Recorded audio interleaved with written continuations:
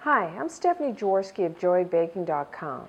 Today we're going to make a chocolate banana cake. First, preheat your oven to 350 degrees Fahrenheit, that's 180 degrees Celsius, and either butter or spray with a non-stick vegetable spray a 9 by 13 inch pan, that's 23 by 33 centimeters. And then this is a fairly easy batter to make. We're not using an electric mixer. Just 2 bowls, one for the dry ingredients, one for the wet, and then we'll mix them together like you would do a quick bread or a muffin. So first we'll do the dry ingredients. In a large bowl I have put 1 3/4 cups, that's 245 grams of white all-purpose flour, and to that I'm going to sift over top 3/4 of a cup, that's 75 grams of unsweetened cocoa powder. I'm going to sift it because there's lumps in it, so that gets rid of all those. Now, you could use regular unsweetened cocoa powder or Dutch processed, either one. And keep in mind that the flavor, the chocolate flavor in this cake comes from the cocoa powder. So if you want a milder chocolate flavor, I would use a Dutch processed cocoa powder, and then if you wanted like a stronger flavor, then use the regular unsweetened.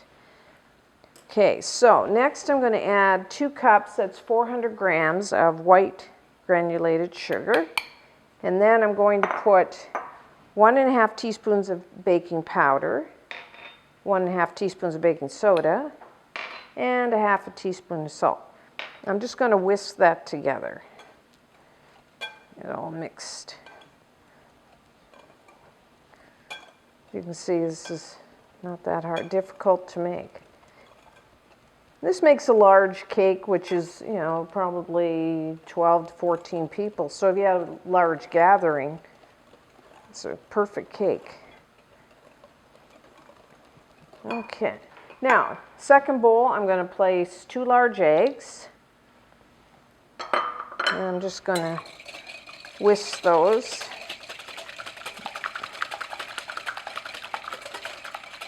Together. Okay. And then we need about a cup, 240 milliliters of mashed banana. I'll just show you. I just do it with a fork. And these are ripe bananas. That's about 2 medium bananas you'll need. Just mash those. You could do it with your hands if you wanted to. Let's use a fork. Okay. Let's add that. This gives a nice banana flavor, not too strong, but. And then to that I'm going to add 1/2 cup, 120 milliliters of milk, a cup, 240 milliliters of water. I just warmed it up a little to get the edge off of it, and 1/2 cup of oil, flavorless oil. You could use corn oil, canola oil, safflower oil, or even a light olive oil. And then the final ingredient is 1 1/2 teaspoons of pure vanilla extract. Try to use the pure because it has a nicer flavor than the imitation ones. So, see, that's fairly easy. Mix that all together, and then it's going to add the wet to the dry. Use a big bowl. As you can see, we got a lot of batter. And this is a fairly thin batter.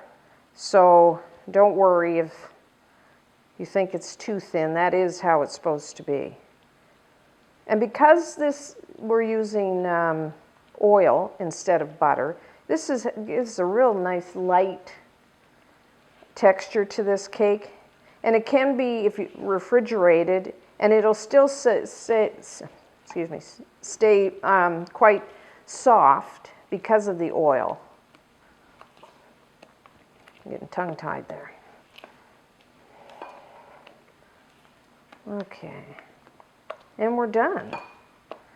Now after this is baked and cooled, we're going to frost it with a chocolate ganache, which is very nice with the cake. So, lots of batter. So as you can see, it's quite thin. I'm going to bake this about 35-40 minutes or until it's firm and a toothpick inserted in the center comes out clean.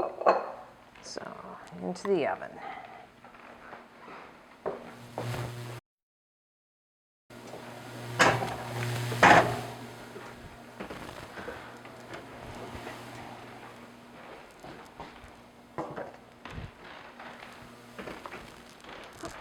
Okay, our chocolate banana cake is now done.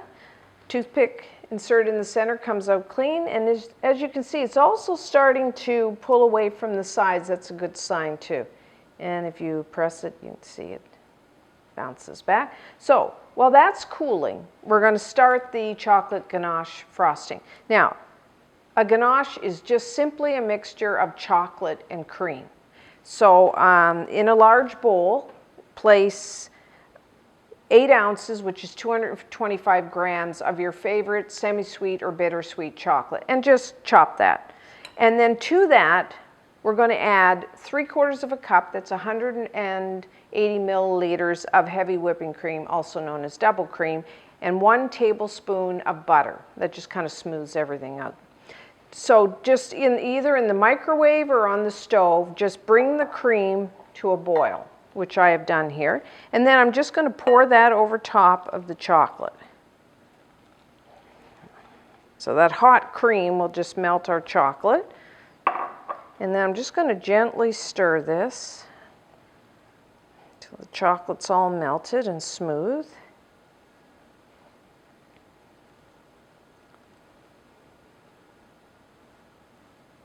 See, it's starting to come together.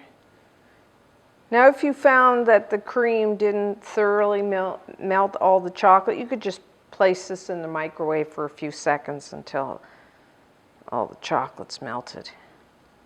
But we seem to be all right here. So there we go. So what I'm going to do is just let this cool to room temperature, and our cake will cool to room temperature, and then we will frost the cake. Our cake and frosting has now cooled to room temperature. I let this cool for about an hour. So what I'm going to do is just with a wire whisk, you could use a hand mixer, electric hand mixer, but I'm just going to use a wire whisk. I'm just going to beat this frosting a little to soften it up. Let's make it a little lighter in texture.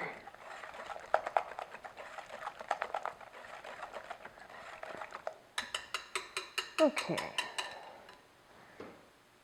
And now I'm just going to spread it on the top of the cake.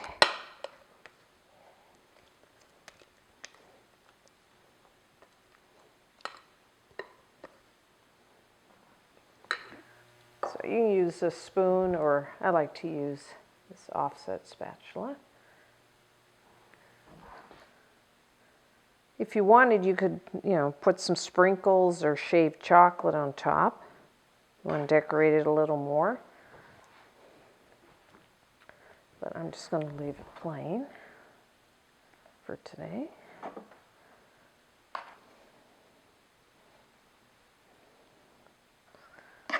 Okay. Here we go. So I'm just going to cut it so you can see what it looks like. Make them as big or as small as you want. Now you can cover and store this at room temperature, or for longer storage you could put it in the fridge. So there you can see it's a nice, moist, dense chocolate cake with the creamy ganache on top. So until next time, I'm Stephanie Jaworski of JoyBaking.com.